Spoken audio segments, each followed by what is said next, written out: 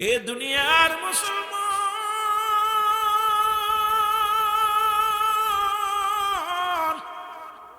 আল্লামা মুফতি আমজাদ আলী সাহেব একটা কিতাব লিখলো গো। কিতাবের নাম হলো বাংলার শরিয়া।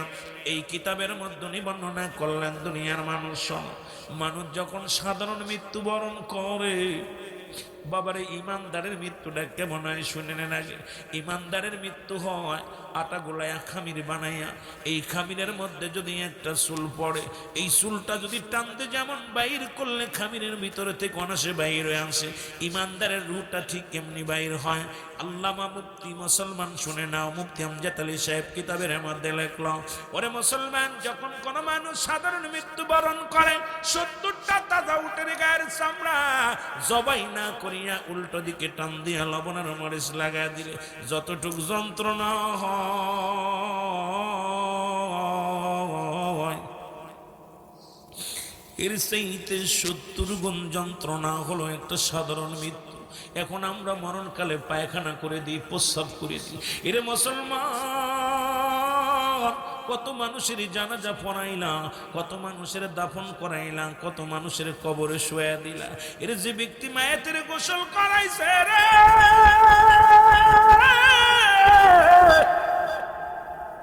দেখা যায় মৃত্যুর সময় ওই মৃত্যু ব্যক্তি গোসল করানোর সময় দেখা গেছে গো, ওই মরণের সময় পায়খানা করে দিছে, প্রস্রাব করে দিছে, চোখ দুটি বড় বড় হয়ে গেছে, জিহ্বাটা বাইর হয়ে গেছে, আর ঘরে যায় না। এই জিহ্বাটা কত চেষ্টা করে, আপন জনের এসে বাবার জিহ্বাটা ভিতরে দেওয়ার জন্য দিতে পারে না, চোখ দুটি বড় বড় হয়ে যায়, বন্ধ করার জন্য চেষ্টা করে, পারে না। কত মানুষ হাত পায়ে রশি লাগায়া বেঁধে রাখে। ও যুবক,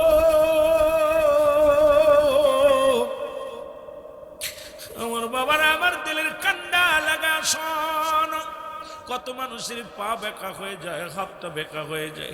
আল্লাহ, কত মানুষ গমের মধ্যে মারা যায়, কত মানুষ সিজদাগত অবস্থায় মারা যায়, কত মানুষ কাজগত অবস্থায় মারা যায়, কত মানুষ সাগরে মারা যায়, কত মানুষ বিমানের মধ্যে মারা যায়, কত মানুষ বিদেশ থেকে কফিন করে মুসলমান লাশটা নিয়ে বাড়ি আসা হয়। দাদু ভাইয়েরা শুনে নেন, আমার বাবারা, দিলের কান্ডা লাগা শোনো, আল্লাহ কোন হালাতে কার মৃত্যু দেবে কেউ বলতে পারি না। আল্লাহ গো, এক নম্বর বিপদ যেহেতু মরণ, আমাদের মরণটা তুমি সহজ করে দিও। জোরে বলো আল্লাহু আকবার। জোরে জোরে চিল্লায় বলা যাবে না আল্লাহু আকবার। এ দুনিয়ার মানুষ,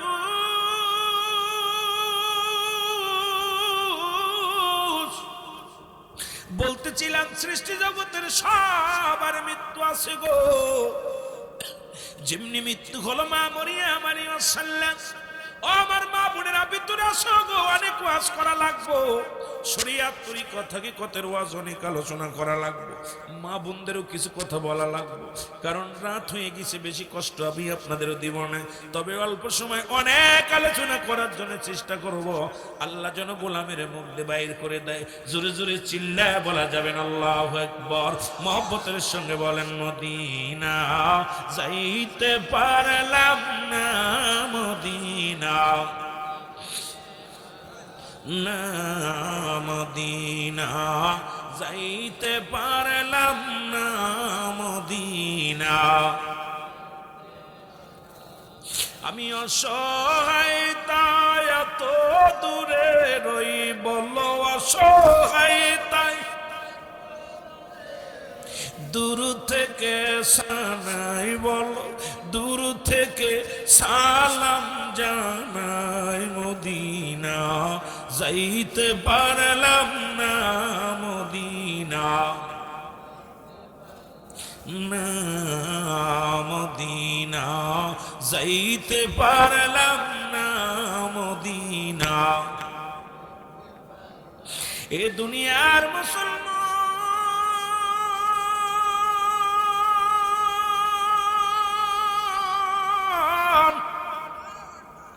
যে কথা বলতেছিলাম দিলের কান্ডা লাগা শোনবো। মরিয়ম আলাইহিস সালাম ডাকতে বলে, বাবা ঈসা, আমার জন্য কিছু ফলের ব্যবস্থা করো। আমি ফল খাবো, কি খাবো? জোরে বলেন কি খাবো? ফল খাবো রে মুসলমান। ঈসা নবী ফল আনার জন্য রওনা হয়ে গেল। মরিয়ম আলাইহিস সালামের কাছে আজরাইল হাজির হয়ে গেছে। আজরাইল এসে সালাম দা, আসসালামু আলাইকুম মারিয়াম। মরিয়ম কয় ওয়ালাইকুম আসসালাম, তুমি কে? বলে আমি আজরাইল, আমি আপনার কাছে এসেছি রুহটা নেওয়ার জন্য। মরিয়ম আলাইহিস সালাম ডাক দিয়ে বলে আজরাইল,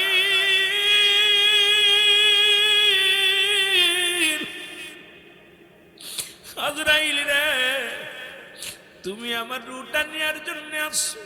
আমার কলিজার টুকরো সন্তান আমার ঈসা গেছে বাজারে ফল আনার জন্য, একটু সুযোগ দাও, একটু সুযোগ দাও, আমার কলিজার টুকরা সন্তান ফিরে আসবে। আজকে যেমন আবু তালেব ভাই ঘুমায় আছে, সন্তানদের সুযোগ দেয়া হয় না, আজরাইল নিয়ে চলে গেছে। বাবার এইরকম আপনাকেও নিয়ে যাবে, আমারও নিয়ে যাবে। এই দুনিয়ার মধ্যে থাকবো না। এই দুনিয়ায় আজকে কার জন্য সুদ খায়, কার জন্য ঘুষ খায়, আজকে কার জন্য জিনা ব্যভিচার করি, আজকে কার জন্য দুনিয়ার সম্পদ করলাম গো।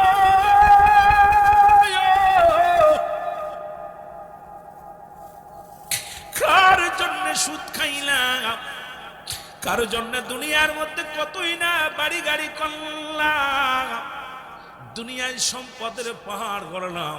এই দুনিয়ার সম্পদ খাবে পোকে, আমার দেহ খাবে মুসলমান। এই দুনিয়ার সম্পদ খাবে লোকে, আপনার দেহ খাবে পোকে। জোরে বলেন ঠিক কিনা? পোকামা করে আপনার দেহ দেখাবে। এমন দেহ বানাইতে হবে যেমন দেহ বানাইয়াছিল কুমিল্লার জমিনে এক ইমাম সাহেব, দীর্ঘ 13 বছর ইমামতি করেছে মুসলমান। কত 40 বছর ইমামতি করেছে। 13 বছর লাশ, 13 বছর ঘুমায় ছিল লাশখানা। ওনার কবর উত্তোলন করা হলো, কবরের লাশ পচে নাই, কাফনের কাপড় পচে নাই। তার সন্তানকে ডাকা হলো, বাবারে তোমার বাবা এমন কি আমল করতো বললো? শুনে নেন, আমার আব্বা জান এমন আমল করতো, জীবনে দেখি নাই তাহাজ্জুদের নামাজ কাজা করতে। আমার আব্বা জান ইমামতি করতো। কোনোদিন কোনো মানুষের বাড়ি দাওয়াত নিয়ে যদি বাড়িতে একটা ডিমের ব্যবস্থা করতো, আমার আব্বা জান দাওয়াত নিয়ে ডিমটা খাইতো। আর আমি মৌলবি আপনাদের বাড়ি আয়া মুরগিগুলো খাইতেছি, আপনার বাড়ি আইয়া পশু পাখি খাইতেছি, বাড়িতে আমার সবজি রান্না করে আমার সন্তানেরা খায়, আমার বিবি খায়। আইরে মুসলমান শুনে নাও, শুনে নাও, ইনসাফ বলতে আমাদের মধ্যে কিছু নেই রে মুসলমান। ওরে ছেলে ডাকতে বলে, চাচা যান শোনো, সাংবাদিক ভাইয়েরা শোনো, একদিনের ঘটনা শোনো। আমি তখন ক্লাস ফার্স্ট ইয়ারে পড়ি, আমি টিফিনে খানা খাইতে এসেছি। আমি যখন খানা নিয়ে বসেছি, আমার আব্বা জানে সে খানার প্লেটটা ধরলো, ধরে বলে বাজান প্লেটটা ধরলাম আমি, রেখে দাও। শোনো বাবা, এখন খানা খেয়ে জোহরের নামাজ পড়িয়া তারপরে কলেজে যাবা, যদি তুমি না পড়ো বাবা শুনে রাখো, আমার গ্রীবা তোমার আজকে রাতের খানা বন্ধ হয়ে যাবে। আমি এমন বাবার সন্তান, জীবনে নামাজ না পড়লে আমার পাতে বাদ দেয় নাই। আজকে আমাদের দেশে অনেক হুজুর আছে, হুজুরের বউগুলো বেগানা ঘুরে বেড়ায়। অনেক হুজুর আছে বাদান বেগানা চাকরি বাকরি করে বেগানা পুরুষের সঙ্গে। অনেক হুজুর আছে মুসলমান শুনে নাও, তার বিবি মার্কেট করে। অনেক হুজুর আছে মুসলমান শুনে নাও, অনেক ইমাম আছে এখনো বিবিরে কন্ট্রোল করতে পারে নাই, সন্তান কন্ট্রোল করতে পারে নাই। এরে মুসলমান শুনে নাও, কুমিল্লার জমিনে আশিকে রাসূল মারা গেছে গো। এমন একজন ইমানদার বলতো, আমার আব্বা জান যখন রাত গভীর হয়ে যেত, চোখের পানি ছেড়ে যায় না, মাঝে বসে কাঁদতো, আল্লাহ তুমি আমারে ক্ষমা করে দাও, তুমি আমারে মাফ করে দাও। ও মুসলমান চোখের পানি ছেড়ে কাঁদতো। আর আমরা হুজুর কান্দি, রাত ভরে দাওয়াত নাই, মাসে আর করা দাওয়াতের দরকার। এই মাসে 3টে ডেট খালি আছে, যদি না পূরণ হয় লস হয়ে যাবে।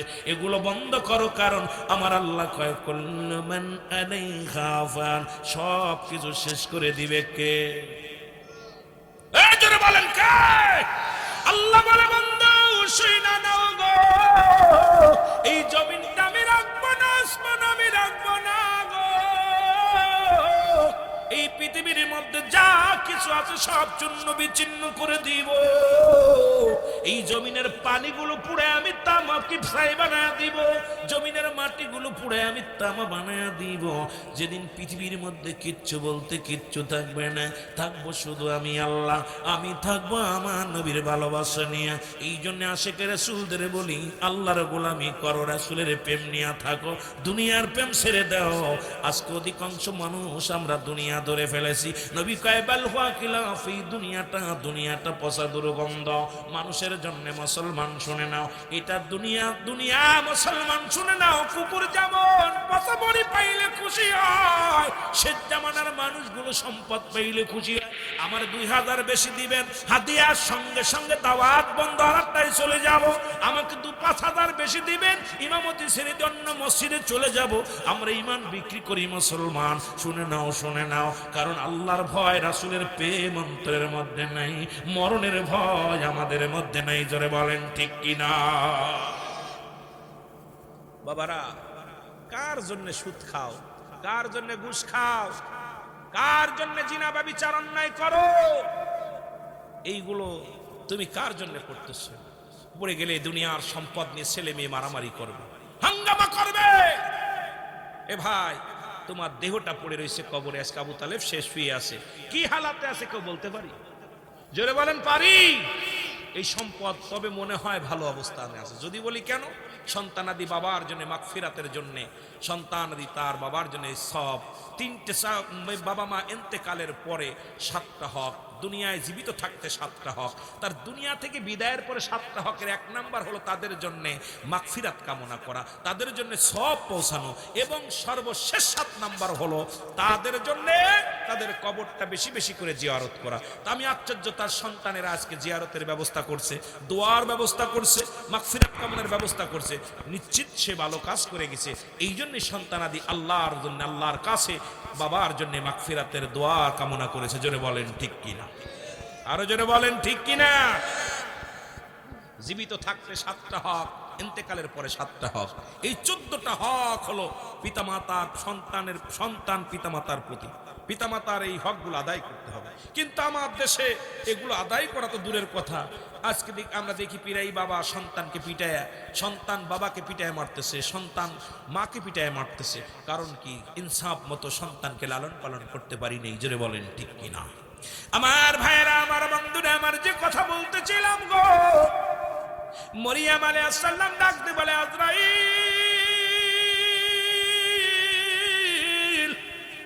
আজরাইল রে, আমার কলিজার টুকরো সন্তানের লগে একটু কথা বলার সুযোগ করে দাও। আমি আমার সন্তানের সঙ্গে কথা বলতে চাই, সান্ত্বনা দিন। আমার ঈসার বাবা নাই রে, আমি বাবা মা, আমি মা হইয়া সন্তানের এতিম বানাই যাব। একটু শুধু সন্তানের বোঝাতে দিব, একটু সুযোগ দাও আজরাইল, আমি আমার কলিজার টুকরা সন্তানের সঙ্গে কথা বলবো। আজরাইল কয়, মারিয়াম, 1 মিনিট আমি সময় দিতে পারবো না, কারণ রব্বে কারিমের হুকুম,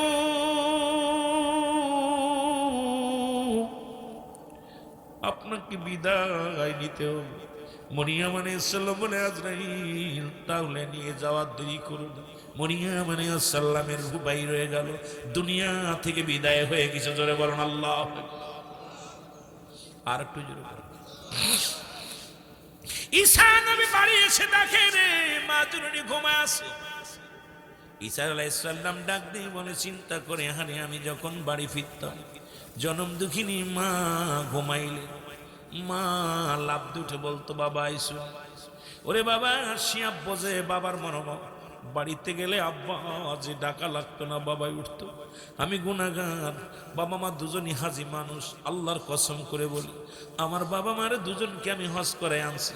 আমার আব্বা মা একটা দিনও ডাকা লাগে নাই। বাড়ি যায় যখন গাড়িটা নিয়ে একটু স্বামী কই ড্রাইভারে বলি, ভাইজান হরেন দিবেন না, কারণ ওদের গম ভেঙে যাবে। আল্লাহর কসম করে বলি রে, দরজা খোলার আগে, ভিতরে ঢোকার আগে আব্বা মা দুজনই দরজা খুলে বাইর হয়ে আসে। বাবা কুয়াশার দিন, কষ্ট হয়েছে বুঝি আসতে, বিবিকে ডাকা লাগে কিন্তু বাবারে ডাকা লাগে না, বিবিকে ডাকা লাগে, মাকে ডাকা লাগে না। এমন দরদি কার জন্য দুনিয়ায় নাই রে আল্লাহ। যার জন্য দুনিয়ায় শিয়াবের মতো বাবারে হারাইছে রে আল্লাহ। আজকে আবু তালেব ভাইয়ের বা সন্তানেরা জানে বাবার দুঃখ, বাবার কষ্ট। আমার ভাইয়েরা, আমার বন্ধুরা, আমার এই জন্য বাবা মায়ের মতো পৃথিবীর কেউ আপন হয় না, পৃথিবীর কেউ আপন হয় না। নবীজি নিজেই বলছে, সাহাবীরা রে তোমরা কেউ কি কবুল হজের সব পাইতে চাও? নবী বলেন, বলা সাহাবীরা বলে কে বা না চাই হুজুর? নবী বলছে, শুনে নাও, তোমাদের যাদের বাড়িতে পিতা মাতা জিন্দা আছে সালাম দিবা, আসসালামু আলাইকুম মা, আসসালামু আলাইকুম বাবা। তোমার আমল নামায় একটা কবুল হজের সব লেখা হয়ে যাবে। আজকে কার মা নাই রে, কার বাবা নাই। নবীর সাহাবীরা চোখের পানি ছেড়ে কান্দে। নবী দেখে সাহাবীদের চোখে পানি। নবী কয়, সাহাবীরা রে তোরা কেন কান্দিস? বলে, নবী গো, এই আমলটা যদি আগে শুনতাম, এই নেকির কাজটা যদি আগে জানতাম, দুদিন আগে আব্বারে হারাইলাম, 1 মাস আগে আমার মারে হারাইলাম, 6 মাস আগে আমার বাবারে হারাইলাম। আমার নবীও কান্দে আর বলে, সাহাবীরা রে তোরা কি আমার মতো এতিম? আমি নবীর মা নাই রে, আমি নবীর বাবা নাই। আমি নবী যখন মায়ের গর্ভে মাত্র 6 মাসে বাবা দুনিয়া থেকে বিদায় হয়ে গেছে। যখন 6 বছর বয়স তখন মাকে হারাইছি। 6 বছরের 7 মাস যখন বয়স দাদারে হারাইছি। আমার মতো এতিম কে আছে? জিবরিল আমিন আল্লাহ ডাকতে কয়, জিবরিল রে তাড়াতাড়ি যা, আমার হাবিবের চোখে পানি, সাহাবীদের চোখে পানি। যাদের আব্বা নাই, যাদের মা নাই, তাদের আমার নবীরে জানায়, আমার নবীরে জানায়। নবী যেন বলে, রাব্বির গামহুমা কামা রব্বায়ানি সগীরা। সবাই একটু চোখের পানি ছেড়ে বলেন, রব্বির গামহুমা কামা রব্বায়ানি। আল্লাহ, আমার আল্লাহ ডাকতে বলে, জিবরিল রে আমার হাবিব রে জানাই রে, আজকে যাদের মা নাই, যাদের বাবা নাই, যারা মা বাবারে হারায় ফেলছে রে, তারা যেন আব্বা মার জন্য এমনি দোয়া করে। আজকে আমাদের এতগুলো সন্তান আছি রে বাবা, একটা দিনও বাবার কবরের পাশে যাওয়ার সুযোগ পাই না, আব্বা মায়ের জন্য দোয়া করার সুযোগ পাই না। আরে কোন দিন যেন আমি আপনি চলে যাব আল্লাহ, সেদিন আমার সন্তানেরও কবরের পাশে যাবে না, যেদিন আমি আপনি বিদায় নিয়ে যাব। আপনার সন্তানের কবরের পাশে যাওয়ার সময় পাবেন না আল্লাহ।